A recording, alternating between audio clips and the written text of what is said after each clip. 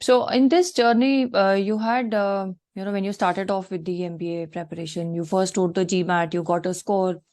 What were the apprehensions with respect to the score or with respect to the profile? Because if you look at the average work experience, your work experience is slightly lesser than that, vis-a-vis what ISB looks for, or what is the average at ISB basically.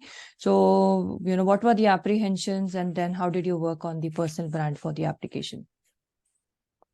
So I do understand that my work experience was less, but then I personally believe that since ISB considers 2 years as a, as a at least a minimum, that means people do get in with a 2 year of experience, and it's not something which is impossible to achieve.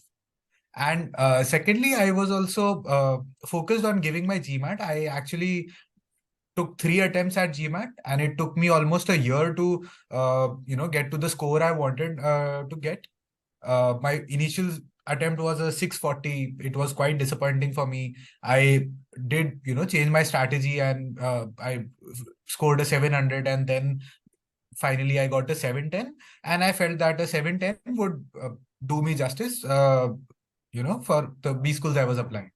And since I want to be an entrepreneur and my goals are to be build a business in India, I wanted to stay in India and learn from one of the best schools in India. So ISB was the only school that I applied to, and I had a belief that I could get in, and that really helped me keep myself motivated and work as much as I could.